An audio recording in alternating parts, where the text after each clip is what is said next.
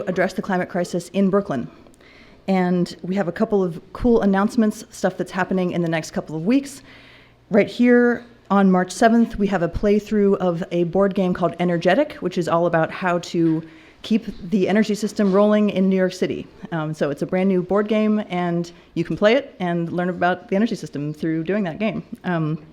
And then on Thursday, March 26th, right here as well, we have a panel called Home Green Home on how to use your home as a way to improve the climate, and what strategies will help you in your own home benefit yourself that way too.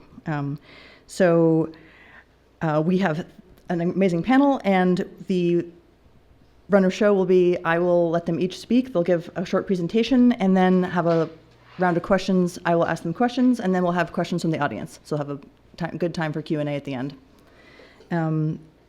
So our first speaker is Claudia Villar-Lehmann from the New York Battery and Energy Storage Consortium, Senior Director of Policy and Regulatory Affairs there. And Claudia will help us all understand what BESS installations are and how they fit into our energy systems.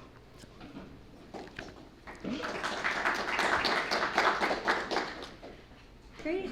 Good evening, everyone. Thanks so much for coming out tonight. Thanks so much to 350 Brooklyn for inviting me. So as mentioned, I'm Claudia Villar-Lehmann.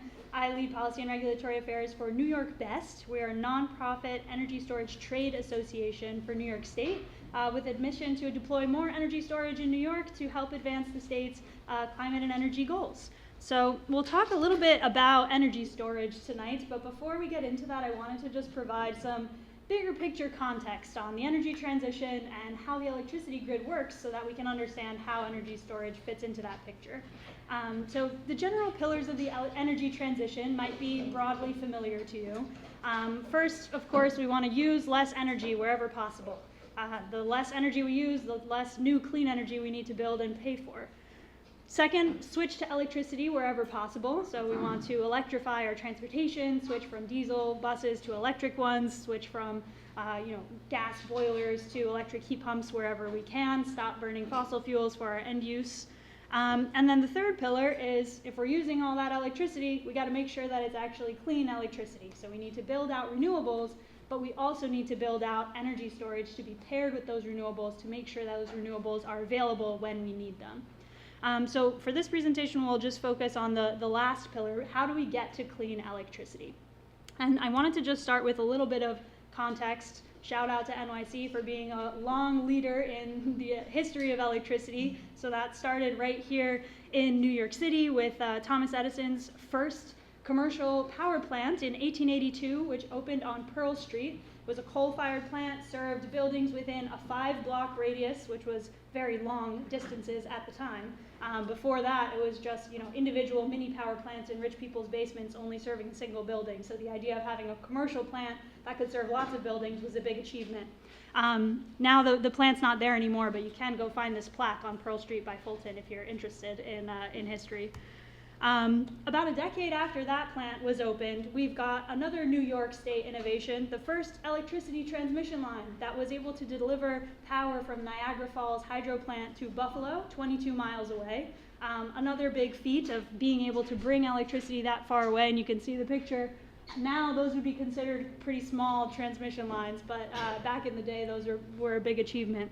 And that basically set the backbone for what is today our very complicated NYSO electricity transmission grid, which spans across thousands of miles of the whole state and serves millions of customers. One thing to note is that for pretty much the whole history of electricity, there's been no way to store electricity at scale. This was a delivery system without a warehouse. That's unique compared to pretty much every other commodity. If you think about a potato company and you're not able to sell all of your potatoes one day, you can just store them in the warehouse until demand picks back up again. That's not the case for electricity. We are constantly having to generate electricity at exactly the moment it's needed and then deliver it to the consumer so that they can consume it at that exact moment. That is a very big job. So this is a picture of the NYSO headquarters. The NYSO is our grid operator. This is the headquarters located just outside of Albany, and you can tell from the picture how complicated their job is.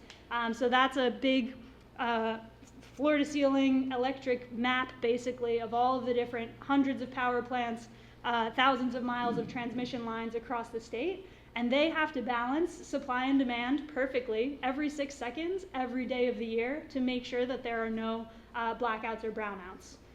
So, if you turn on the light at exactly that moment, a power plant needs to generate a tiny bit more electricity in order to serve that demand. Of course, one light bulb isn't going to make much of a difference, but collectively, all of our demand changes throughout the day. So we can, see typical increases in demand during the evening times in a lot of places, particularly in Brooklyn, and maybe less demand in the middle of the night when everybody is asleep. Because we haven't had a way to store electricity, we have had to overbuild our system to meet those peak hours of demand. So here you can see a chart that shows, just for New York City, the load or electricity demand along the y-axis. And on the x-axis is the 8,760 hours in the year, what the load was for that hour, ordered from highest to lowest. So you can see that our peak load is almost at 11,000 megawatts for all of New York City. That's really high, but you can see that it doesn't actually happen for that many hours of the year. Maybe fewer than 10 hours of the year do we approach that load. For the vast majority of the time, we're much closer to around 6,000 megawatts. But because there's no way to store electricity at scale historically, we have had to overbuild our system just to meet that peak demand. That's an incredibly inefficient way to design our system, and it's an incredibly expensive way to design our system. Our average annual grid utilization is less than 50%. So we end up with this situation, which is also relatively unique compared to many other commodities, where the shipping actually costs more than the product itself. Here's an example electricity bill for Con Ed, for an residential apartment in New York City, and you can see it's divided into supply charges and delivery charges. The supply charges is how much it costs to actually produce the electricity. That's the product. That is pretty closely tied to the price of natural gas, since most of our electricity in New York is generated by burning natural gas. I will note that while that is lower than the delivery charge, it is subject to a lot of volatility. So you might remember when Russia invaded Ukraine a few years ago, that caused chaos in the geopolitical markets related to natural gas and caused the cost of natural gas to spike. You probably felt that on the supply charge in your electricity bill. On the other side is the delivery charge. So that's basically how much it costs to build out all the substations and the wires to get the electricity from where it's generated to where it's consumed, to your apartment. And that cost is calculated based on how much it costs to build out the infrastructure, again, to meet the peak demand. And that ends up meaning that the shipping cost was over double the cost of the electricity itself. And that's pretty common in New York. So that leads me to an analogy that we like to use. Highways are kind of similar to our electric transmission lines.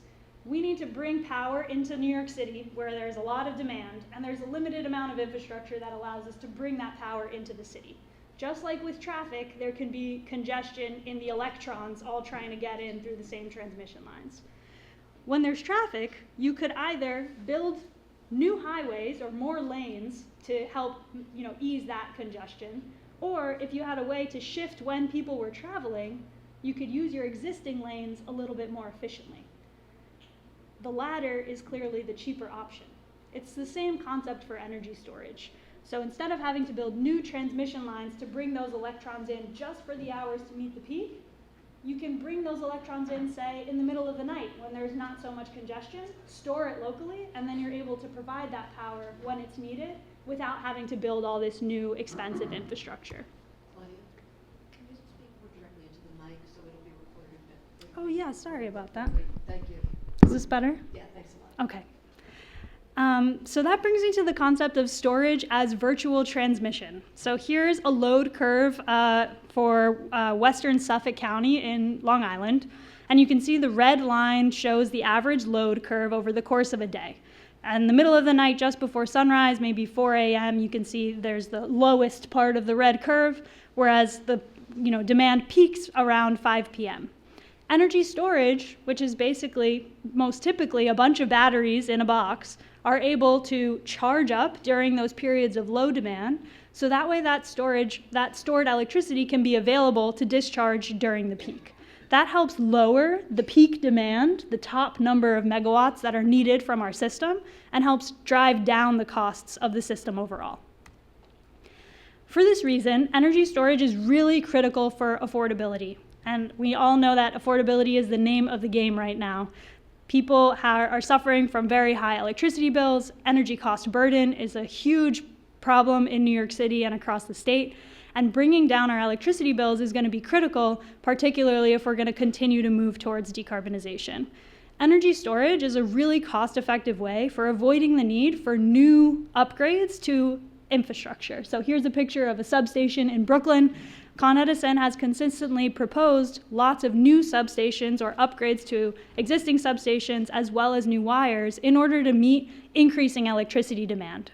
Energy storage can help us provide a much cheaper option to still meet the same need. And in fact, a NYSERDA analysis done now a few years ago showing if we meet our state target of 6 gigawatts of storage by 2030, we can realize billions of dollars in energy system cost savings. And that doesn't even include the savings from public health from reducing reliance on fossil fuels. Batteries are also critical for integrating renewables, as you might imagine. We want to be able to build out solar and wind. That's absolutely a top priority. But what do we do if it's not sunny or not windy outside? We need to make sure that that power is available when we need it. This is a graph from the New York Times that shows a really compelling case of what happened in California between 2021 and 2024. 2021 was before they had a lot of storage on the grid, and you can see they did a really good job at deploying solar power across the state. But as soon as the sun sets, that solar power is pretty much, not available, and instead California relies on gas and imports. Just 3 years later, they had deployed a significant amount of batteries on the grid, and you can see that directly cuts into the need to ramp up gas after the sun sets, allowing us to take advantage of the solar power even after sunset. Here in New York City, we rely on peaker plants inside of the city, particularly on peak demand days. These burn oil or sometimes even gas to generate electricity, and they're located really close to where people live and work. That's a huge health concern because of the air quality implications of burning fossil fuels. In New York City alone, our friends at the Peak Coalition did a study that showed that replacing peaker plants with renewables plus energy storage could result in avoided health costs exceeding $1 billion by 2035. So this is really a health story as much as it is a climate story. So what does this mean for energy storage in New York? Right now we've got a target of 6 gigawatts of storage statewide by 2030. We've still got a solid amount of way to go to achieving that goal. We're at about half a gigawatt with only 4 years left now. I will put this in context in terms of other competing states. Both Texas and California have already deployed more than double our goal. I think Texas is at 13 gigawatts deployed. California is at about 15 gigawatts deployed. It's possible Texas will overtake California this year. But just to put in context, energy storage is going to be a critical part of grid modernization, and we need to make sure that we're prioritizing this in order to meet not just our climate goals, but also grid reliability and affordability goals. Here in New York City, we're probably going to need at least a third of the state's goal to come to the 5 boroughs, so that brings us to 2 gigawatts of energy storage by 2030. We've currently got about 100 megawatts deployed, though there are about 800 megawatts in late stage development that will probably get built in the next year or so. So we're definitely seeing success in ramping up, but we've still got a solid amount to go. And of course, it doesn't end at 2030. We're going to need even more storage beyond 2030 to get to 100% zero emissions by 2040, including longer duration resources as well. So what will this look like for New York City? Energy storage comes in lots of different shapes and sizes, and all of them have a different role to play in supporting the grid of the future. So there on the far left is the residential. That's kind of the smallest size. You might have heard about the Tesla Powerwall. There's a bunch of other manufacturers that also make residential size systems. These are really good for single family homes, maybe 2 family homes, to not only provide backup power, but to also provide services to the grid during those peak hours of demand. For commercial and multifamily buildings, there's kind of the larger version of that, commercial scale. This photo shows a system that was installed in White Plains at the headquarters of the New York Power Authority, kind of like multi-refrigerator sized system. It's a little bit harder to build at the moment in New York City because of space constraints and permitting concerns with indoor batteries, but hopefully it's something that's coming in the future. What we are seeing much more commonly in New York City is these community scale batteries, what the industry jargon calls retail storage. So these are typically 3 to 5 megawatt systems that connect to the local distribution grid. You may have heard of some that have been built or proposed across the city. We do expect dozens of these to be built around all 5 boroughs. And these are really important because they can provide neighborhood level benefits. So even if you don't live in a single family home, you can still get the benefits of energy storage in terms of what they do for local grid reliability and also helping to avoid the need for those expensive infrastructure upgrades. Finally, the more batteries you add to a system, you can get all the way as big as a power plant size system. We do see these more commonly in California and Texas, but it is likely there will be some in New York State as well. And these provide services to the transmission grid level. Most of these batteries are being installed with lithium-ion chemistry. We often get questions about why that is. So I guess I just wanted to provide a quick note that lithium-ion is currently really leading the market in terms of energy storage technology, both for grid services as well as for electric vehicles. It was first invented in 1976, and shout out to New York again, because it was invented by a professor at Binghamton University who won the Nobel Prize for his invention. It is very quick to charge and discharge, unlike many other chemistries. It's super lightweight, it has a long lifespan, and it's very low maintenance compared to other systems. The costs have come down dramatically in recent years, and so that makes it, many of the reasons for why it's so competitive right now in terms of a really useful technology for the grid. It's highly regulated, and I know we'll get into safety a little bit more in a bit.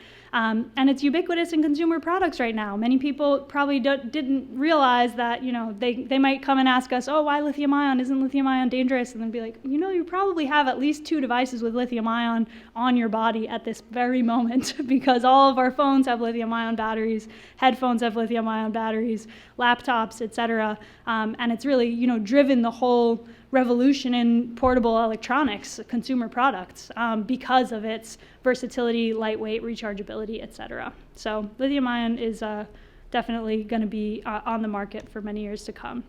So I guess to wrap up, energy storage, critical to our future. Sustainability is absolutely one key pillar, and I know that a lot of the folks in this room are really focused on the climate crisis, absolutely should be, and energy storage is going to be key to helping transition away from fossil fuel-based electricity generation, but it also offers many other co-benefits that can help us build a broader base of support for energy storage as well. And that includes reliability by helping meet load at peak demand times, so that helps reduce the likelihood of blackouts, helps affordability by making the grid more efficient and lowering the bills by avoiding the need for expensive upgrades, and also energy independence. Right now we rely heavily on imported fuels from outside of the state instead of being able to fully harness the power of local renewables generated right here.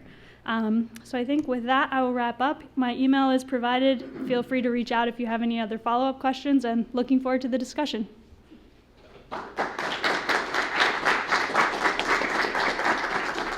That was awesome. Thank you, Claudia. Next up, we have Michael Menser, professor at Brooklyn College's Urban Sustainability Center in the Earth and Environmental Sciences program at the CUNY Graduate Center. Mike brings to us his deep knowledge of issues relating to our current energy system and what needs to change, what we're living within, and why we can't stick with the status quo. So take it away, Mike.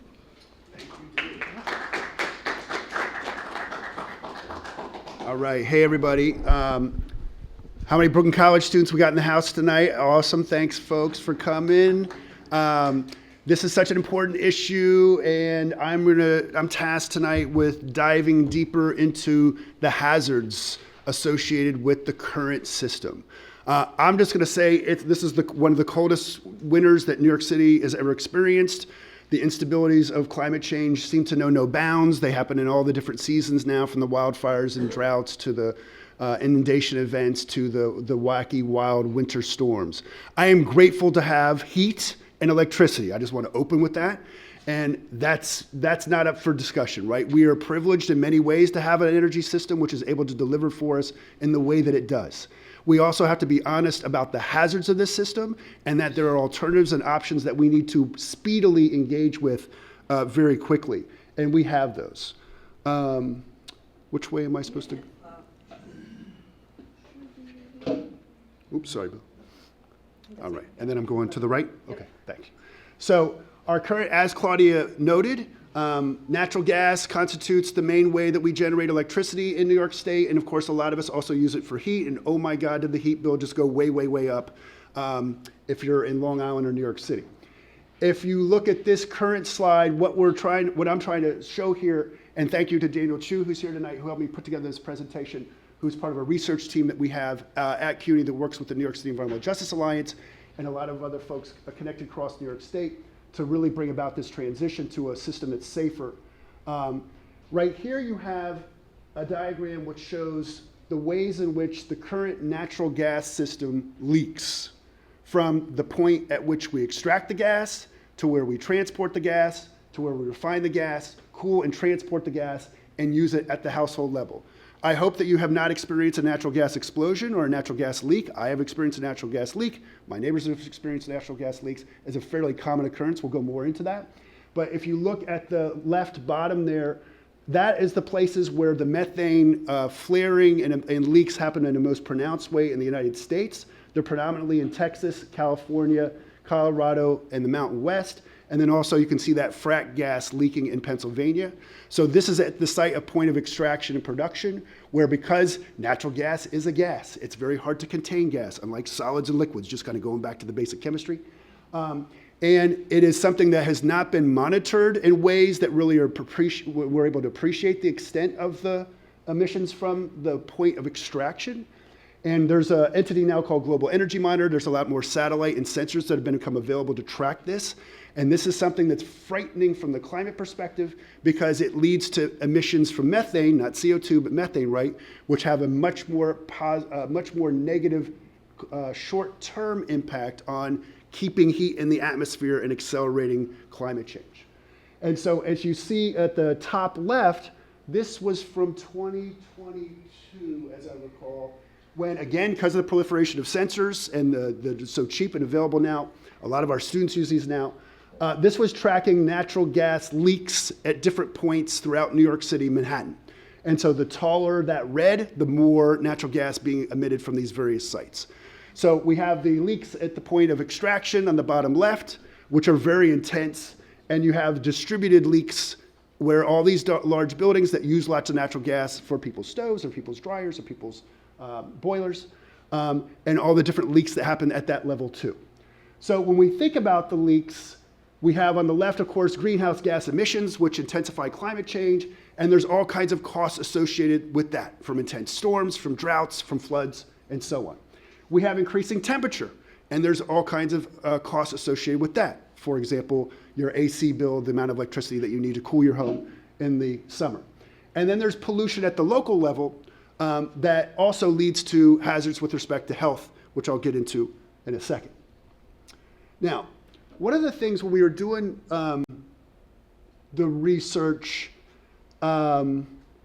was, unfortunately, we're aware, you see this in the news pretty much every week or so, you'll hear about a natural gas explosion at the state level. As we started to track this, we were surprised by how regular they were.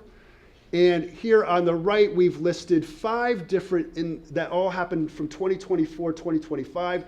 The list was quite long. I tried to just focus in on some of the Brooklyn ones. Sorry, these are Upper East Side, these are more Manhattan.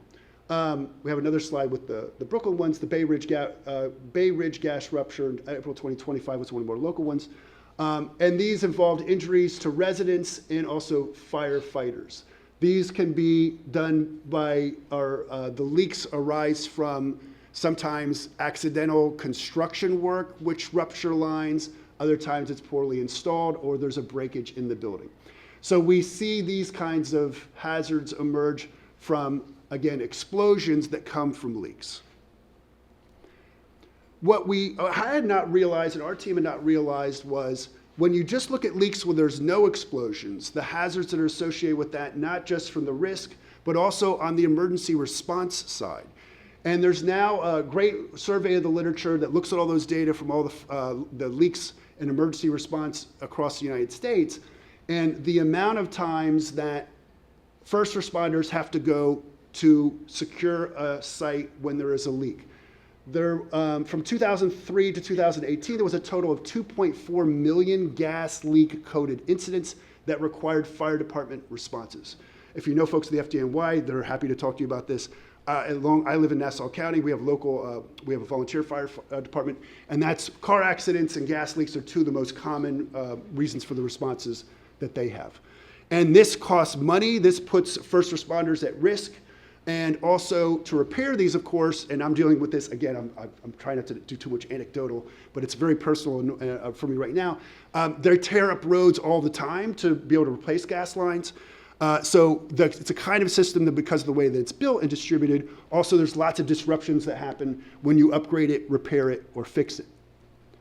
Now, on the health side, we can see that when we look at the fossil fuel aspect of the current energy system now, looking at oil, gas, and what they call combined fuel in New York State, which is utilized to generate, especially in the wintertime, a lot of the energy that we use, there are lots of negative impacts on the health side from air pollution that are associated with, Claudia had also mentioned this, peaker plants, right? So these are these facilities distributed across the New York City, and we're talking about the New York City context right now, where we see lots of CO2 emissions, lots of noxious emissions, and these have a negative impact not just on the climate, but also on human health.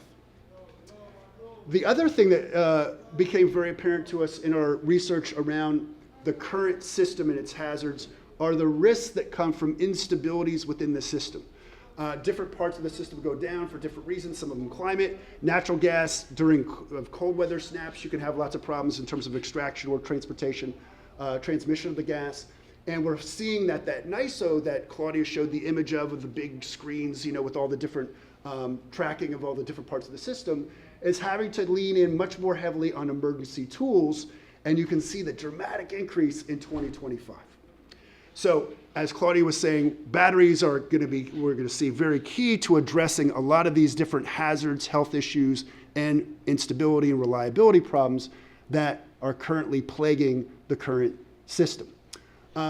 We also see how this is a racial justice issue, because a lot of the neighborhoods with the highest rates of brownouts, of peaker plants, of poor air quality are in what we currently call disadvantaged communities or environmental justice communities. This focuses on the brownout issue, when you lose power because in order to keep the grid running, they have to turn off particular territorial jurisdictions of the grid so that the rest of the city can still function. That's great if you're in one of those areas. Yeah, sorry. That's, of course, I love to we love to make those sacrifices for our fellow New Yorkers, right? But who gets stuck making these sacrifices over and over again? My Flatbush folks, unfortunately, oftentimes get stuck with that. Here you can see the most frequently called upon neighborhoods when it comes to these brownouts. Again, thanks to Daniel Chu for these slides and the Peak Coalition. And then also, of course, if you're losing that at times where it's very hot, then it's a very serious health issue, or when it's cold, very serious health issue. And we have that heat vulnerability index on the right side there. Also on the energy and racial justice is again, with the hazards from the air quality. But as we were saying, there's the costs, and again, as Claudia nicely noted, of course, the costs which are rising both on the electricity side as well as on the natural gas and home heating side. And when you are having more hot days in the summer and your bill and your supply charge is going up, then you need more income to cover those AC needs on those hot days. And if you're in a low income bracket and in a neighborhood that suffered from historic discrimination, then another burden goes on top of that poor air quality and that lack of reliability. Batteries help to address each one of these. Claudia again pointed this out in many of the slides that she showed. with respect to making the grid reliable by storing energy, by reducing the need for natural gas, which reduces the emissions, and the local noxious emissions, which negatively impact on health. And last, I think this is my last slide. Colin Kinnenberg from New York Focus has done a great recent piece on the situation with natural gas. The PSC is likely to approve $33 billion to tear up your streets and upgrade the system, $33 billion over the next decade to upgrade the current system with all these hazards. So that's on the left, and it shows you which part of the supply charge and delivery charge, how natural gas fits into that rising bill. On the right side, also harking back to the previous presentation, here, batteries are literally like, I try to count all the lithium batteries in my house for this presentation. Like after 27, I just kind of gave up. I'm like, oh my God, I didn't realize like they're probably in my shoes, So, and they've helped to, now of course we're 350 Brooklyn here, so we don't want to like praise the consumer products endless proliferation too much. But we do have to say, and Lord knows we don't need batteries and everything, like including all the toys and so on. But they have enabled a complete range of products which we can electrify, like the boats and some of the other vehicles, right, to reduce emissions. So they really are, it's amazing how much they have proliferated because of their cost effectiveness and their safety to be able to power so many different types of devices, which put us into this crazy 21st century. This might be my last slide. So as we can see, the cost is decreasing so extensively, and we're seeing now, even as, again, harking back, that battery storage is going to become so crucial. You can see California, Arizona, Nevada, and Idaho. That was the #1 source of new energy generation or storage that was added in 2025. And all those states with solar, which you see so many of them in terms of those, solar was the leading thing installed last year, 2025. Batteries is key, as was shown, to making that solar so cost effective. Here you see, this is the battery storage, where the battery storage has really come in. You can see a big one in Florida that's also adopted a lot of solar in the last several years, in the desert Southwest and Texas. And that is my last slide. Thank you very much.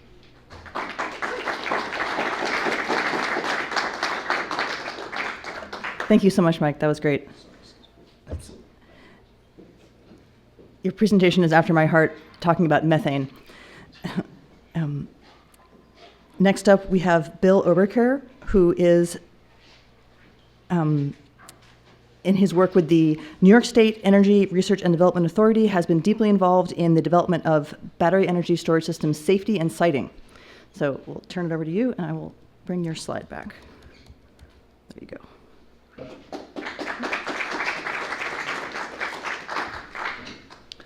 Thank you. Thanks to Claudia and Mike for excellent presentations. Thanks to 350 and BPL for hosting.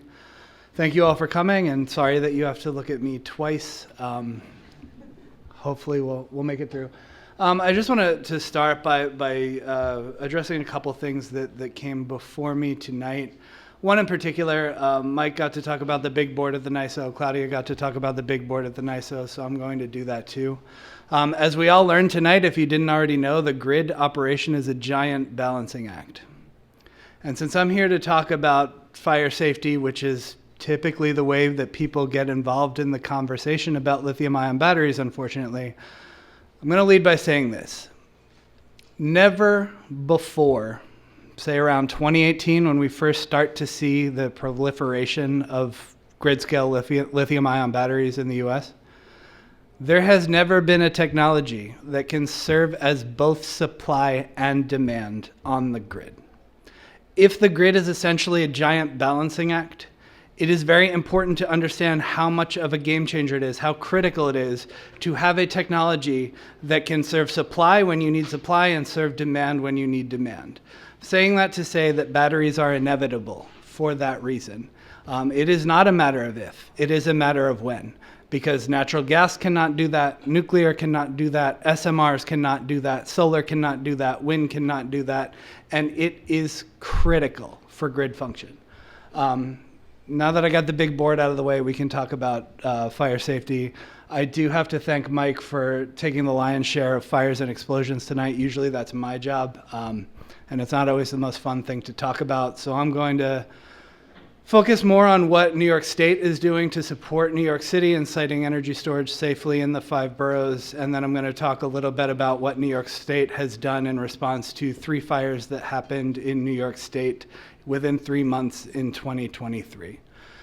So starting in the New York City context, since, when did we start? Maybe 2019, 2020. NYSERDA has funded DNV, which is a multinational science consultant. They have a battery fire safety shop within their organization. NYSERDA has funded them to sit with the New York City Department of Buildings to review energy storage project applications, and NYSERDA funds them to sit with FDNY to review product, so the equipment applications. So not only are we here in New York City where we have some of the first, this is the birthplace of some of the first lithium-ion specific regulations in the world.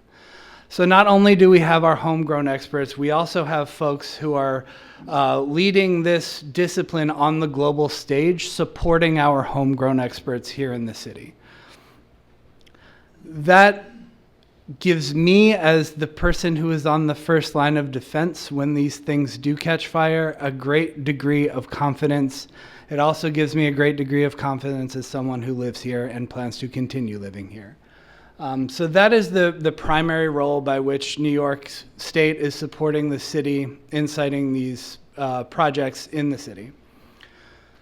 NYSERDA is also working in partnership with CUNY, whether that's Sustainable CUNY or working with Mike and Daniel, working with New York BESS, working with other experts in the field to be able to address some of the more, political concerns, some of the less agency-driven concerns around energy storage in the city.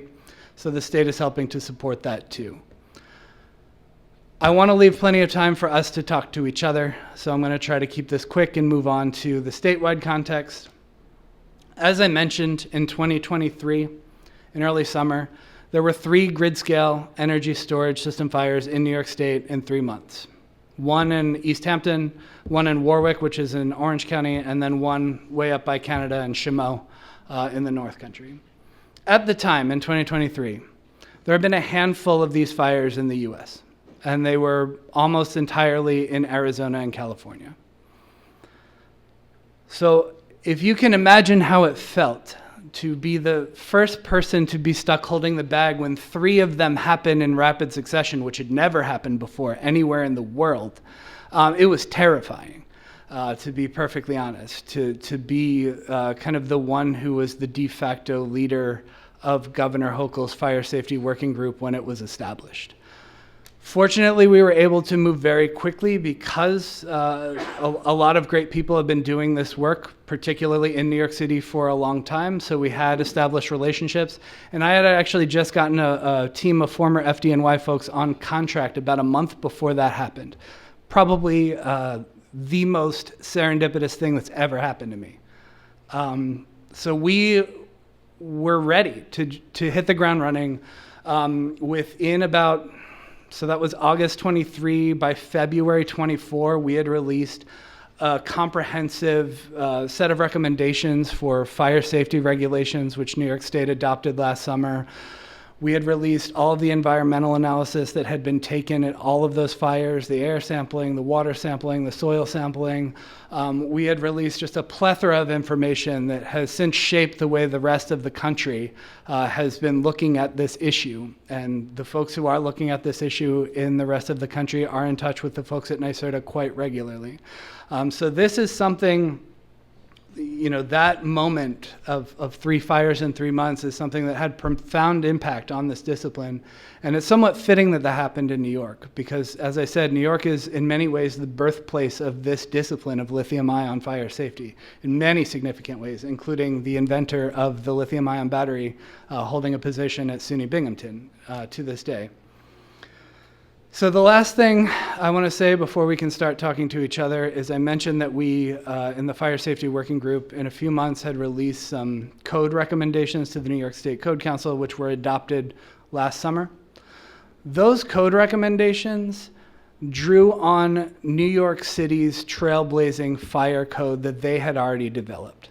So just another very, very serendipitous thing for us that we had the same people on contract who had developed those regulations advising us. Those are the same people advising the national standards committees through the NFPA. We were talking every day for multiple hours a day, and it was great. But we took the best lessons from New York City that hadn't made their way into the national standards yet. We applied them to the rest of the state. So right now, in a lot of significant respects, this is the safest place in the country to build a battery. Is that a guarantee that we've mitigated every possible risk? Of course not. You can't. Where there is electricity, there is hazard. Where there is electricity, there is danger. There is no engineering solution to that. It is a fact. It will never go away. Have we done a better job here in New York City at mitigating these risks than anyone else in the country, if not the world? In my opinion, no contest. Of course we have. And I'll leave that there and open us up to discussion.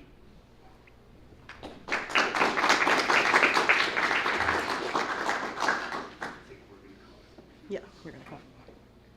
Thank you, Bill.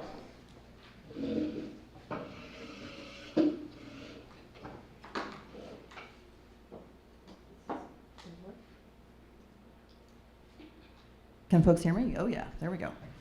Thank you all so much. This was really great. One of the things I loved hearing in all of your presentations is how New York City has been a leader in these issues, and also how it's so unbelievably important for New York City specifically, maybe more than for other places. Every place is important, but we live here, and there are things that are unique about where we live that make battery energy storage really important to the future that we want to see. So I guess I want to have a kind of quick question to all three of you is, what sort of in your heart is the thing that motivates you to work on this? I'm throwing a touchy-feely question at you, I don't know. I can start with this. Should we just pass it? Yeah, I can pass it on. All right. I think, what drives me to continue working on this, I don't know how many of you have experienced what I would describe, I think generously, as a rabid NIMBYism on a daily basis, but it's not easy to deal with that. And I think what keeps me going is the inevitability. We have to do this. And when something needs to be done, and it's that clear, do it. So I started out a little bit more in the climate policy space, doing climate modeling dynamics. What got me really focused on energy was Hurricane Maria in 2017 in Puerto Rico. I have a lot of family in Puerto Rico, and that was just a really eye-opening moment of the fragility of the grid and what that means in terms of human rights and dangers, and my grandparents living on the 10th floor of an apartment building with no elevator and no electricity for months. Like, the impact of what it means to have an unreliable system, and then also a system that is directly contributing to future unreliability by fueling more storms and more hazards. So that made me really focused on energy decarbonization and modernization, I guess, as not just a key part of the problem, but also the key part of the solution, and an opportunity to empower people with cheaper bills, more reliable power, basic good quality of life. So even though a lot of the times I feel like I'm banging my head against the wall of utility tariff bureaucracy, I feel like I have to come back to this is a human rights issue at its core. And that's what I try to focus on when I get demoralized. Oh, wow. So I'm a participatory democracy scholar, researcher, practitioner for about 30 years. And there's this idea of energy democracy and the democratization of the grid, both in terms of minimizing harms and reducing harms, and also addressing legacies of past harms. And then also giving people a lot more power to participate in the system and manage the system, which, again, reduces harms, increases resilience, and also can make the energy system, like, we got to reduce energy. It's generate more, like you were laying out. How do we actually manage it in this way that keeps it efficient, keeps it reasonable, and keeps it humble, but also makes that system so that people can have more power. And batteries are a real critical part of that. And the reason I got into the energy stuff was because of students. Students are they're so demanding. Why don't you do energy? Because it's really hard. And so they really pushed me about 10 years to get much more in the energy space after being in the green infrastructure space for a long time. Trees are just a lot, trees, so from trees to battery. But then you kind of get into it too because it gets all interconnected, right? Like because it's about the planet, it's about all of us. It's not just about one technology and just sort of thinking that that's the new thing. So putting it back in the context of democracy, of health, and of justice is what keeps me going, and students. Nice. Okay, I have a question for Bill specifically. You talked about the fires that happened in 2023, and you talked about the development of the code. What happened since 2023? How have things changed specifically that you can, what have we learned since then? Sure. I think the biggest change since 2023 is that now New York has these codes and they are state law. And no matter where you go, actually except New York City, within New York, you have to abide these. You also have to abide these regulations in New York City because this is where they came from. And I think, that's the big one. That's the headline. But I think what I have noticed over the last few years of doing this work is of potentially more concern to regular people, to members of our community, is the work that we've done on the emissions and the event of these fires. New York, because we at NYSERDA and our contractors and partners had been kind of taking this fire on, no pun intended, this fire on, what's the smoke going to do in my community? Am I going to die if this thing catches fire and I'm within 30 feet? Those are serious questions. I have had people tell me that if you inhale any of this, that you are automatically dead with a straight face. They actually believe that. So there was, it's not an exaggeration to call this hysteria. So we knew that going in, and we were able to mobilize folks at New York State DEC and our Office of Fire Prevention and Control and local first responders through the relationships that we had cultivated to take some of the first really great environmental analysis during these events.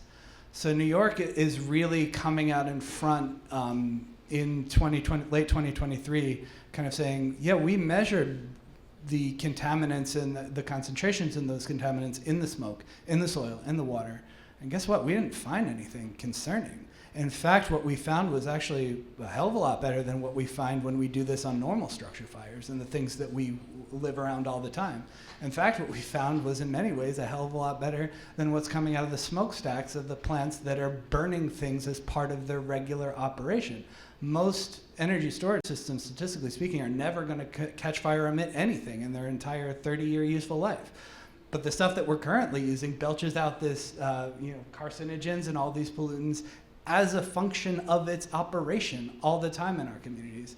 So I think, after New York did that, we start to see California is, working with EPA to get this analysis, and we start to see this growing body of evidence of what actually happens in the field in terms of environmental contaminants during these events. And the results have all been consistent. Nothing that you need to worry about, nothing that is approaching the level of harm to human health in the air, in the soil, in the water, unless you are in the immediate vicinity of the burning battery.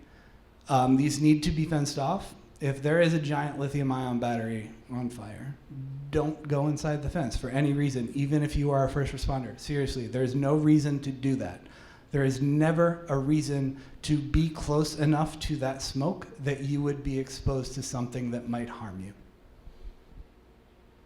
And what I'm hearing from that is that the space that is allocated inside that fence is enough of a standoff. We don't need to be increasing the distance from the battery to, say, schools or residences or whatever else. Like, inside the fence, the way that they're sited now is sufficient. Is that? All field evidence that we have collected to date supports that conclusion. Thank you. Nice. So questions for Mike and Claudia, whoever wants to tackle this. We heard a lot about how the peaker plants that currently exist in New York City, gas and oil burning, they tend to be in lower income communities. How can storage change that equation of what those communities are faced with? The Daniel shoe right there. You guys in the audience? Yeah, if you want. Hey, good evening. My name is Daniel Chu. I'm a researcher with CUNY. But in terms of like batteries replacement of peaker plants, typically peaker plants run about 100 hours a year or less. That's how much they run. They cost around $450 million a year to maintain. So you're paying $450 million for about 100 hours of operation on a year-on-year basis. So if you look at a typical battery storage unit right now on the market, it's like 4 to 6 hours of discharge. You don't need a lot of batteries to replace all of these peaker power plants. And for the most part, I think the New York City Environmental Justice Alliance published a study with the New York Power Authority 4 years ago at this point. They found that they can replace all of the publicly owned peaker plants in New York City with battery storage by the year 2030. They just haven't done that yet. Even though the technical feasibility has already been established by the state government, it hasn't been implemented even though the study was found. So for most peaker plants, it's extremely feasible to replace them directly one-on-one with energy storage. And that reduces local air pollution, increases grid reliability, and saves you money all at the same time. Awesome. I'm going to turn it over to the audience for a minute, in a minute, but yeah, why don't I do that? Should we have someone walk around with a mic, or do you want to people come up to the mic? And I will say, please have a question, not a comment. If you have comments, you can come talk to us afterwards. And if you have specific questions, a lot of our panelists have made themselves available to send emails to them with questions. So one question per person, and questions, not comments. And I think this gentleman had one. Thank you. My name is Ethan Weisberger. I'm a student at Brooklyn College. And I was just wondering, in terms of the placement of these batteries, can we not place these, maybe this is a dumb question, I don't know that much about this field, but can we not place these batteries closer to the generation source rather than closer to the neighborhoods that we're saying are probably not at risk, but could potentially be at risk? Or what's the technological limitation there?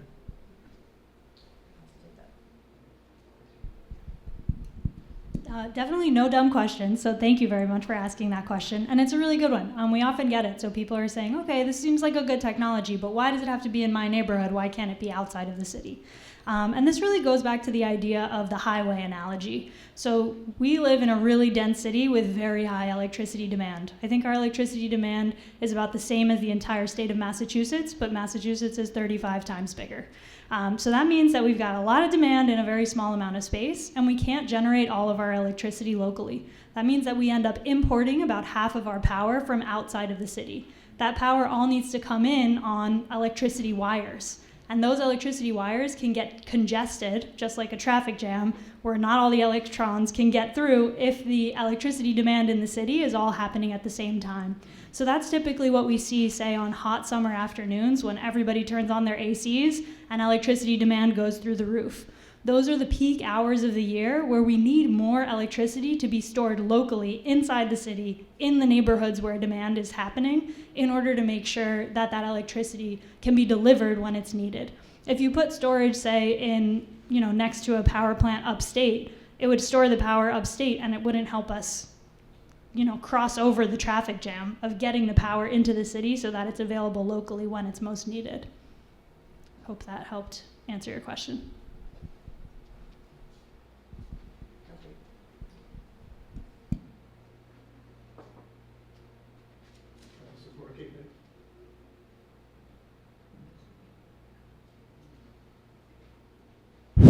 There we go. My question is about politics. We just heard Trump give the State of the Union address, and he typically is talking about how we have to have more oil and more coal. I'm wondering if electric storage has entered into the debate to the extent it should. I hear many Democrats and others who are opposed to Trump, but rarely on this issue. Environmentalism comes up, but but electric storage seems not to be a giant issue, and maybe it should be. And how might that come about?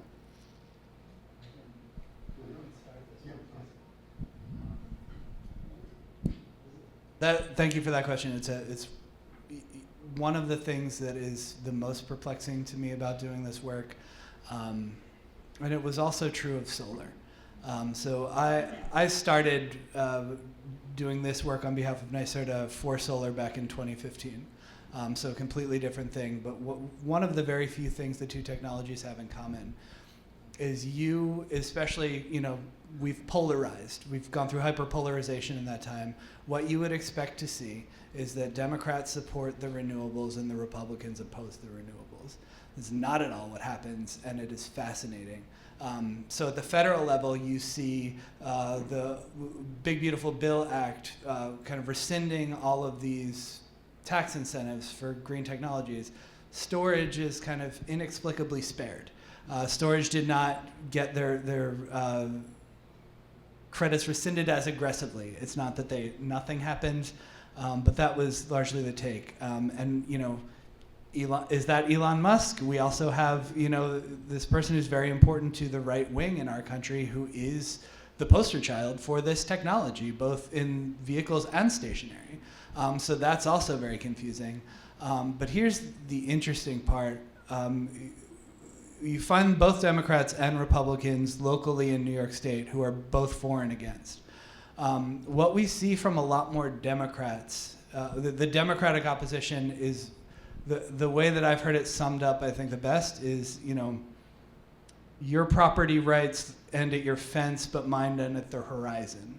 That's kind of the Democratic NIMBYism of, like, we have this collective say in what you do on your property. And what we see as an antidote to that in some cases is the kind of libertarian strain of Republicans saying, we have property rights in this country, and I should be able to lease this land to whoever I want for whatever I want, as long as I'm, within the confines of the law. So you do see, especially at the local level and somewhat at the federal level, that it is this strange anomaly whereby you have detractors and supporters on both sides of the aisle. And there are good reasons for it, but it's actually, that is an hour conversation in itself to kind of untangle all the things that belie that. Yeah, and just the quick thing I would add to that is that, in the Biden administration, there were a lot of incentives and capital made available to the production of battery manufacturing facilities, right? Especially in the South, especially in Tennessee and Georgia. So that would be classic reasons, for politicians of many different stripes to back that, because not only is it key for the grid, but there's also jobs associated to it. There's good return on capital because it's such an effective technology. So there's just an incoherence and an uneconomicness out of DC right now at the federal level that makes it very hard to explain in certain ways. And then, like Bill was saying, places where there are lots of farmland tend to be much more amenable to wind, storage, and solar because they see land as productive. And then versus those who see, the land is pristine and they don't want anything to touch it or anything to interfere with it. There's also those kinds of things that play in, which don't play out exactly right, partisan-wise, right? Because there's different types of folks who line up on different sides of that fence. And of course, and then there's the general ecological concern that batteries can play such a important role with respect to things we already emphasized. Can I actually add one more note to that? So one thing we're seeing, New York, if folks don't know, is a home rule state, which means that local governments have this kind of unchecked authority over local land use policy. There are about half the states in the country are home rule. New York is not unique in experiencing this level of community pushback, community resistance, NIMBYism to storage. New York is unique in that it is the only state in the country besides Texas who, in response to that pushback, did not centralize their permitting and land use authority at the state level. New York hasn't done that. And I think that's why you see moratoria all over New York, because you really can't do anything about that here. The only other state that hasn't done that is Texas. And once again, it's just that libertarian strain. The NIMBYism isn't there because everybody says, that's your land and you do whatever you want with it, and who am I to interfere? So it is this kind of, it's one of the most Democrat state up here in New York, maybe the most Republican state in Texas. They have the same policy with completely opposite results. I would like to ask a follow-on question to that of, if we are on board with more energy storage systems, what what would you like to see us doing? What would you like to see? How can people get involved, and what should we push for? What should we push against? Yeah. So for the general public, you're asking. Yeah, I think probably the number one thing that people can do is talk about energy storage with your friends and family and with your local electeds. I think there's a lot of misinformation and misunderstanding about energy storage that has resulted in kind of this wildfire of misinformation on social media and lots of NIMBYist backlash against energy storage projects. And it's kind of a race against misinformation that we are currently losing, and that we will only be successful in, quelling the tide of if we have more people who are brought into the allyship for energy storage space. I think there's a lot of opportunities for coalition building around this as well. We talked about so many different benefits that this technology can offer, from addressing the climate crisis to addressing environmental injustices to helping lower electricity bills. Like, there's a lot of benefits that we could all collectively agree we want, but if we don't talk about the reasons why we want them and build a broader movement of support for this technology and let our local electeds know that we support this technology, then the loudest voices are always going to be the kind of minority people who say, these are bombs that are going to kill your children and we should ban them. And unfortunately, those are the voices that are currently winning. And that's not an exaggeration. That's literally what they are saying. There have been posters circulated at protests that are literally an AI-generated image of an infant on fire. These people are often just, not occupying the same reality as we are. But I think I would echo that point that it's about controlling a vocal minority. Yeah. So at my work, I run a small rooftop solar program. And one of the things that tends to come up is the need for energy storage at the individual level, so single-family home. What is the opportunity there? What is the prospect that New York might have that available to homeowners? And what is the risks involved with that? New York City. It's New York City. So I'm happy to start. So right now we are collaboratively with NYSERDA and other partners working with the fire department to figure out the permitting for residential storage. Right now in New York City, there is a strict requirement that is not required anywhere else in the state related to automatic monitoring and notifications to FDNY in the rare event that there were an issue with the system. Current systems are having a very difficult time complying with that, and that has resulted in pretty much no projects being permittable in New York City at the moment. This has been a big challenge and also a priority, given that there's a whole bunch of new state money that is coming for residential systems, particularly supporting homes that are either occupied by low-income residents or in disadvantaged communities. And that would provide a really significant incentive. I think it's like over $400 per kilowatt hour to help people be able to pay for Powerwall style systems. So we want to make sure that once that incentive comes out later this year, that New York City can benefit from that incentive because we have a permitting pathway to enable these projects to get installed. So we've been working on it. We're hopefully close to some kind of finish line resolution with FDNY, but that is still in process. Yeah, we have we're talking all the time about this. We have a coalition of scientists, engineers, former first responders, former FDNY, government, industry advocates who are really working diligently to solve this one remaining issue. If folks don't know, New York City started to outline and define the permitting process for lithium ion in January of 2017 in earnest. That full suite of regulations, so the full permitting process, was just finalized last October. So this has been a long time coming, and right now I think we're all pretty confident that this is kind of the one remaining barrier to residential storage. And I think, hopefully we're on the cusp. We have a white paper that we're going to present to FDNY in the next couple months, and hopefully that'll be the end of the issue. Yeah, and just as a point of contrast, you come out to Long Island, you put whatever you want on your property. We got that libertarian thing: diesel, propane, fire pit, batteries. Just put it all in the backyard. Which I'm not advocating, exactly, but that's just a few miles away. And LIPA, the Long Island Power Authority, has done a really good job with their residential battery storage program. They've got not only good incentives, but also a good time of use rate to enable the batteries to pay for themselves faster as they're supporting the grid's needs. So we have lots of neighbors. There's a good virtual power plant pilot what was launched by Orange and Rockland Utility nearby. So there's a lot of potential for residential storage in New York, and hopefully we'll make that possible here in New York City too. Hi, I've been given permission to announce something. I'm having a dinner on batteries in a couple of weeks on March 9th.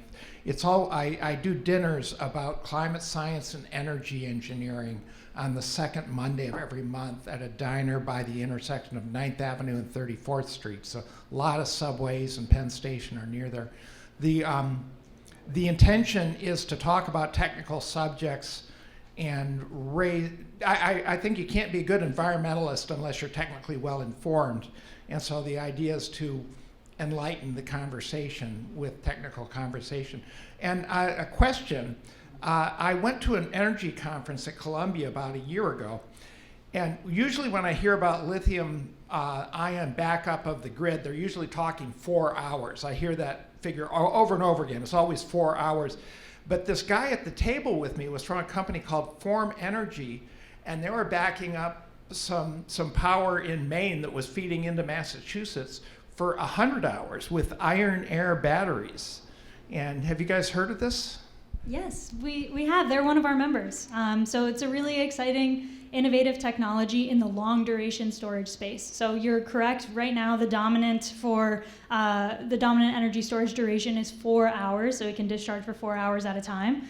We're also going to need durations of systems of a whole bunch of different durations. So NYSERDA is currently procuring systems of 8 hours or more, and then in the future we're going to need multi-day storage systems like the one that Forum proposed, the 100-hour. So very exciting. I think they just recently announced a new contract that they got as well, so they are progressing. I just want to clarify that you need the long duration systems in addition to the short duration systems. They play very different roles on the grid, and they also have very different strengths and weaknesses. So for example, the 100-hour battery has a much lower round trip efficiency than the 4-hour systems, which means that you need a lot more power to charge it up than it's going to be able to give you to discharge. But they can provide power that was stored from many days or even a month ago. So if in systems where you're heavily reliant, for example, on wind, but then there's a 3-week lull where there's pretty much no wind power, then systems like that are absolutely critical. The 4-hour systems are much better at shifting peak load within a single day, and that's kind of a complementary resource. Okay. And I'd like to add that if anybody's interested in coming to the dinners, there's business cards on the table back there with the URL of the website.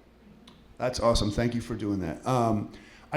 We didn't bring up this, renewables, which of course the wind blows at specific times, the sun shines at specific times, and usually there's a lot more energy that comes from that than can be used locally at that moment, right? And I saw the global curtailment figures from 2024. Have you ever seen these? Like the amount of power that's generated by offshore wind or onshore wind or solar that can't be used. The tens of gigawatts. And so there's all that power there that we could tap if we could store it, and we can't. And so it's not about generating more, but also this addressing what they call the curtailment problem, which is all this energy that we could have made available, but our system cannot absorb it. So that's just another reason that the batteries are key.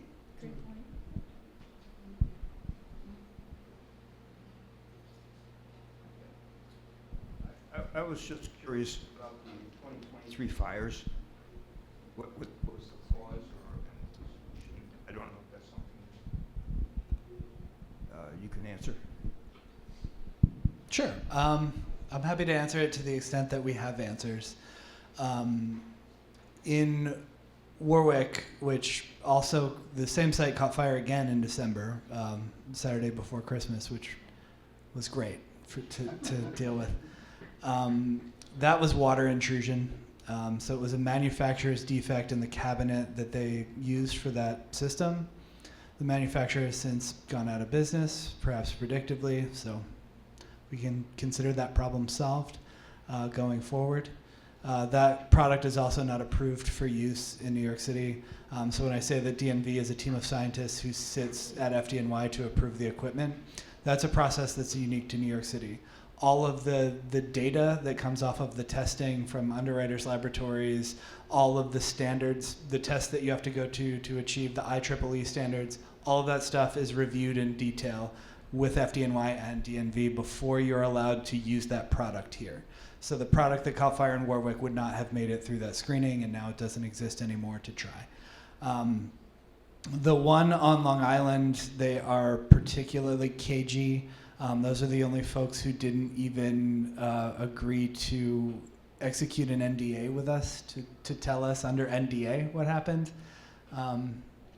But if you actually go out there and talk to them, they'll just tell you anyway. And apparently it was an issue with HVAC where there was condensation building up. So once again, a water issue, but just not water from a storm. It was water that was kind of building up internally in a way that caused a short.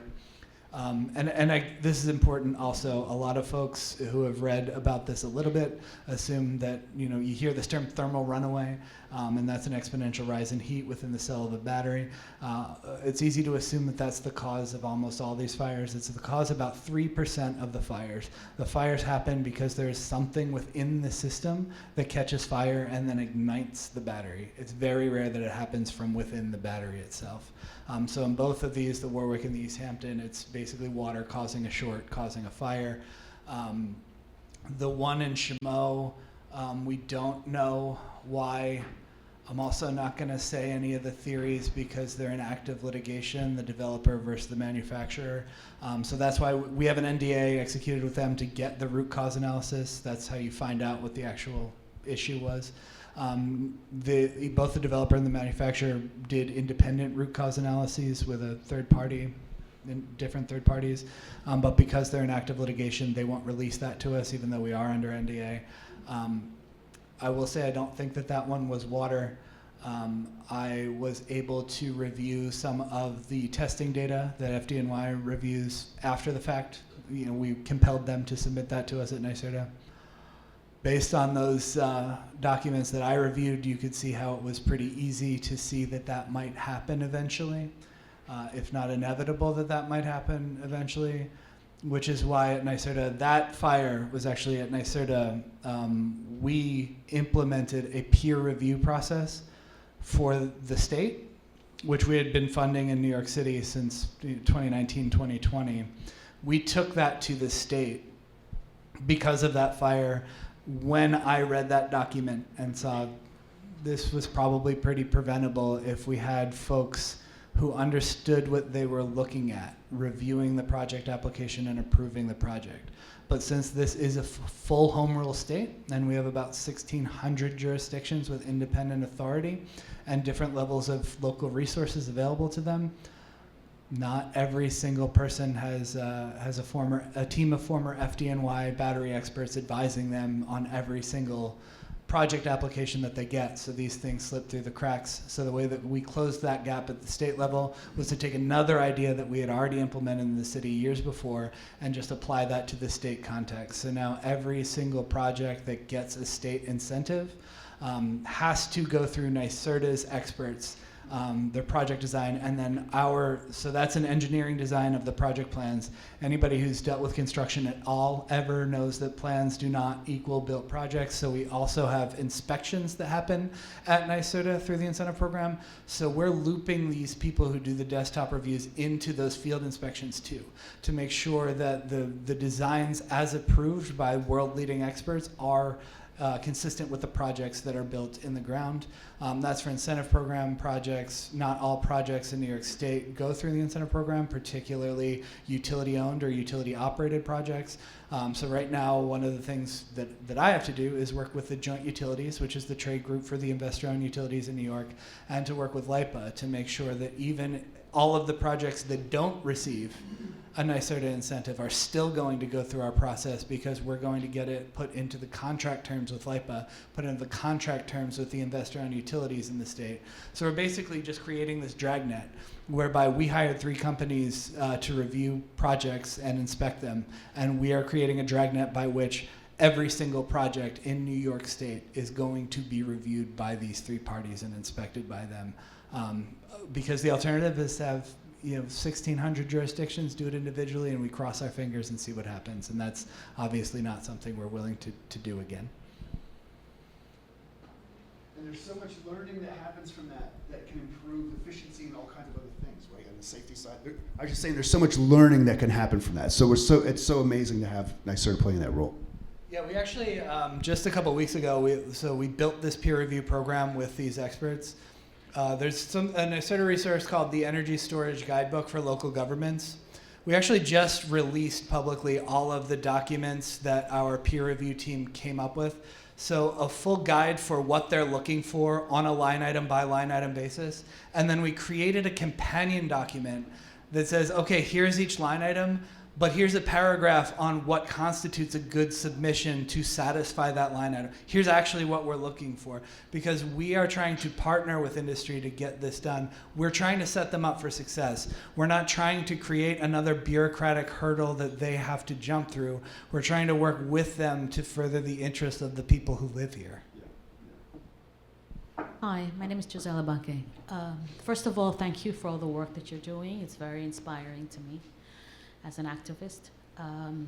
One question, I had attended a very small, very brief presentation on Windscape, the offshore wind project that we have here in Industry City, and I thought, or I got the impression that they would be using batteries. Do you know anything about that? Do you have it?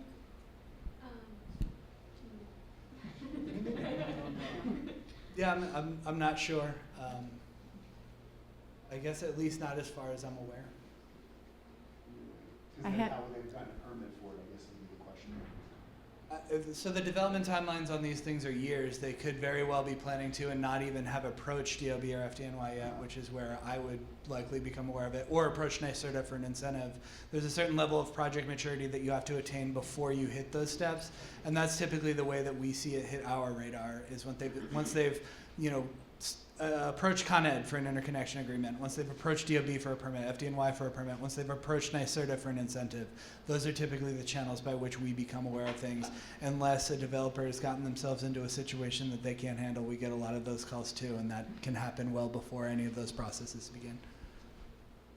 I was just curious about the footprint of these projects and how they compare to, say, a traditional substation.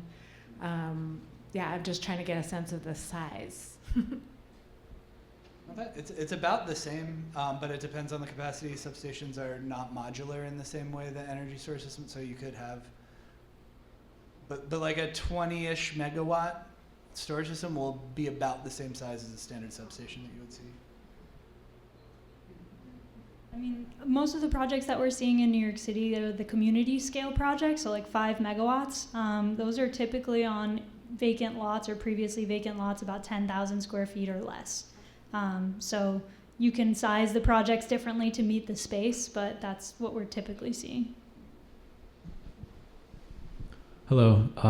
I just had a question on the potential noise pollution from these battery storage systems. Is that something, because I know for data centers, for local communities, I've heard that can be a big issue. So is this something that we could see from these battery storage systems? We were unlucky enough to discover that. Yeah, there are two conversations. There's the statewide context, whereby the noise ordinance is dealt with through zoning. That's considered land use, because the uniform code, which is state law, is not going to regulate that.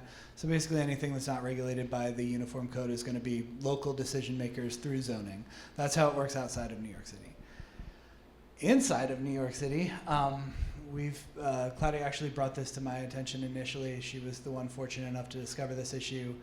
So we have a citywide noise ordinance enforced by DEP of 45 decibels. For anyone who's lived here, been here, you never hear 45, that never happens. So what we also have is what's called an ambient test that DEP does, which means that between, I think it's 7 a.m. and 10 p.m., you're allowed to go 10 decibels over the ambient, and then at night, I think it's 7 decibels over the ambient. And the way they determine ambient is DEP will come out They'll see the source of complaint. They'll make it so the source of complaint makes no sound. And they'll take the decibel reading, and then you turn the source of complaint back on, and you see if that's within 10 or 7, depending on the time of day, of the ambient. Because this is critical infrastructure that cannot just be shut down willy-nilly in the middle of the night just because somebody couldn't sleep or whatever, they aren't able to reliably conduct, DEP's not able to reliably conduct.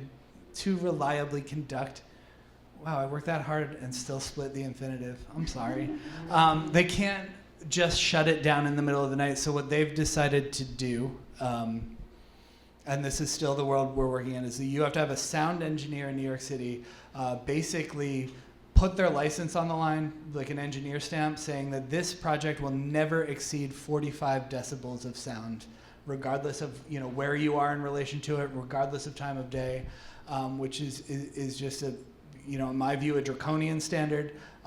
As I said, you will not find a 45 decibel ambient in New York City any time of day, almost anywhere you go. Maybe if you're deep in Howard Beach or something. But this is something that we're dealing with, and the way the industry has basically responded to that is to work with sound engineers to create basically a sound wall. So that they can certify comfortably that this is never going to exceed 45 decibels off of this lot. And then the folks that are authorities having jurisdiction here in New York City said, hey, you know what, if you're building a wall, why don't you make that also a fire resistance wall? Throw that in there too. So now the sound wall, what began as a sound wall, has become sort of evolved into a firewall too. And then the really fun part about this is that no one wrote this down anywhere, and no one wrote down the specs of what the wall should be, what should it be contained of, how do you comply with this regulation.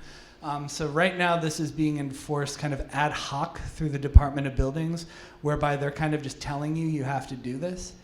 Which leaves industry, understandably, just kind of scratching their heads and just like, you're adding 5 figures to my cost when I'm at the finish line of getting a permit. There are some of these companies in New York who are sitting on billions of dollars of private equity, but most of them are not. So that 5 figures at the very end can break projects. So right now what we've been doing is working with DNV and the folks that we have supporting the agencies who brought it up as a matter of their professional integrity, saying, whoa, we're not going to help you enforce a law that you didn't write down. That's not something that we're comfortable with for our professional reputation. So NYSERDA has obviously supported them on that, and we're just trying to, at the very least, just get a bulletin from Department of Buildings to have prescriptive requirements of how to satisfy this wall requirement, whatever it may be, a sound wall, a firewall, or both, whatever it is. We just need to know how to navigate that so that we can plan for it. That's where we are now. Hopefully we'll make more progress than that in the months and years to come. I guess you can tell from that response that every question about the design of the project leads to a mountain of bureaucracy on like how are we going to design and enforce all these components. But in general, for the sound, we do site tours, and if you can come see one on site, they're really not very loud. I would say the loudest part about it is the HVAC. So you have like air conditioners that run in the summer to make sure the batteries don't overheat, but they sound like a pretty regular air conditioner, not louder than like if you pass air conditioners on the sidewalk. Yeah. I was there too. I was going to say I did a site visit, and Bill, you were there in East Williamsburg, and I didn't even notice the noise. I didn't notice it. Anyway, we have another question. That's actually one of my favorite things to do at the site tours is just start shouting. And when people are like, why are you shouting? It's just like, oh, you can all hear me? That's how loud these things are. And site tours are great for that because you get to confront the reality of those questions rather than take my word for it and listen to me talk about DLB for 45 minutes. My question is about payment. And you were talking about private equity is involved and there's always small companies. How will that, for a consumer, when you're paying for electricity coming from these batteries, how is that going to save me money? Am I paying an extra company now? And just like, how is that going to work, and how is that being funded right now? Yeah, so it's a great question. Right now, batteries on the distribution grid get paid for the value that they provide to the grid under what's called the Value of Distributed Energy Resources tariff, which basically pays distributed energy resources like solar or storage for the energy that they provide to the grid, with certain extras based on if they provide it in the location and at the times where the grid most needs it. There are also other programs in like demand response called dynamic load management programs that some of the batteries participate in as well, and they provide power during the peak hours of demand in the summer when the grid most needs it, and then they get paid for their participation in that as well. That's all supported. And then also batteries often get incentives from NYSERDA in order to make the projects pencil out. So all of that does get factored into electricity bills and state policy. But more importantly is it reduces the need for bigger investments that Con Ed or other utilities would get approved through the rate case. So usually 3 years, Con Ed will go through the rate case process where they say we need X number of new substations and all these new feeder upgrades, and this is going to cost however many billions of dollars. The more energy storage we have on the system, the less you need to pay for those big upgrades, and so that's what results in lowering of bills overall. I will also say that there's a program called the Statewide Solar for All program, which also allows energy storage projects to participate, even though they're not in the name yet. But energy storage projects in New York City that have opted into this program, which is already several projects and many more on the way, have the bill credits that they generate automatically distributed to customers that are enrolled in the Energy Affordability Program or the EAP. So that ensures that the bill credits that the projects are generating goes first and foremost to the people who need the credits the most, because they're the low-income people who are already struggling to pay their electricity bills. I also just want to, so that's all the, when Claudia had the utility bill up before, that's all the supply. And then where Con Ed makes their money and what the rate case is, that's delivery. So yeah, those assets, since 1998 in New York, we went through deregulation. So what that means is the utility is not allowed to be vertically integrated. They can't own generation. So all of the, they have to buy off of a market, and they are poles and wires.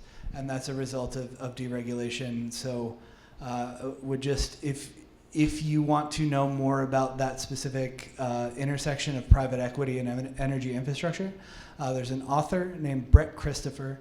He has 3 books. 2 are on the way that asset managers and private equity control all of the critical infrastructure in our society, and that is a problem that is getting worse. That's the author's view. If you read it, you'll see. And then the 3rd book is called The Price is Wrong, which is specifically about electricity markets and all the things that we're talking about here tonight. So if you are interested in doing the deep dive, he's a very, very clear writer from one of the big 4 consultant firms, very clear ideas. It is dense, it is technical, but he does a beautiful job of getting those points across, and I'd highly recommend taking a look at those. I think the library's going to tell us we have to leave soon, but maybe we can squeeze in a couple more questions. This is just a quick question, and sort of a follow-up to that. I also work for a company that does like a lot of solar and energy installs, and I talk to people about NYSERDA incentives all the time. You guys do a lot for energy efficiency. Are you guys going to offer like consumer level or residential level incentives for batteries and storage in New York City when it becomes permittable? Yeah, we actually, the incentives are already there, actually. So if you were able to permit one, you would already qualify for those incentives.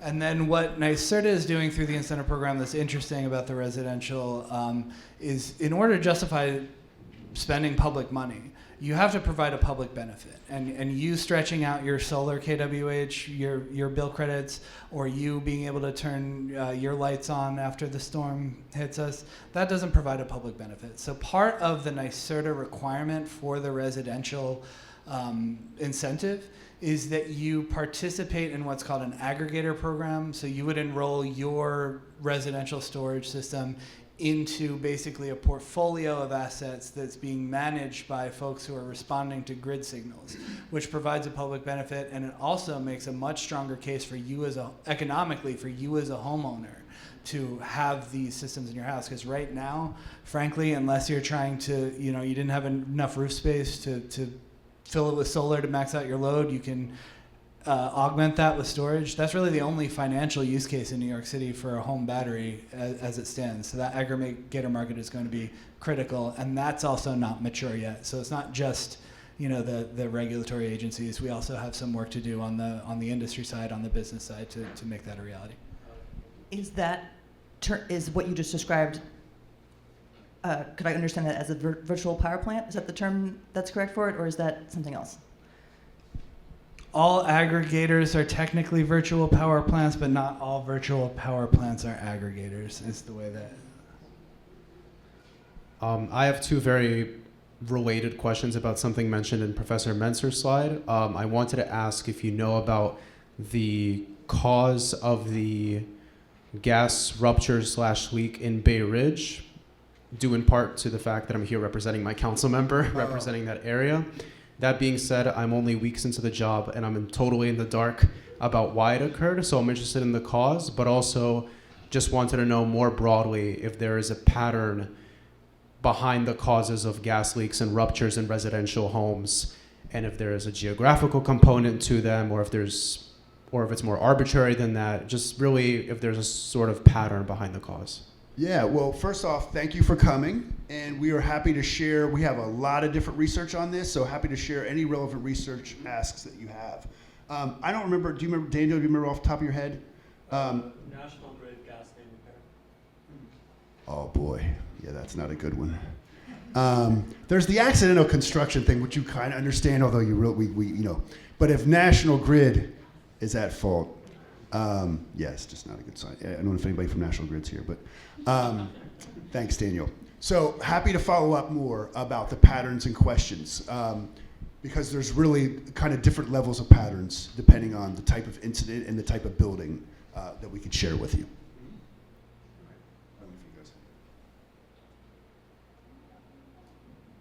Was there another question? No, that was it. Great, thank you. Yeah, great.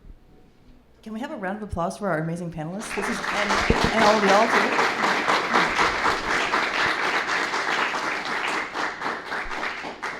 I've heard a lot of really great questions and a lot of really great energy in this room. So thank you all.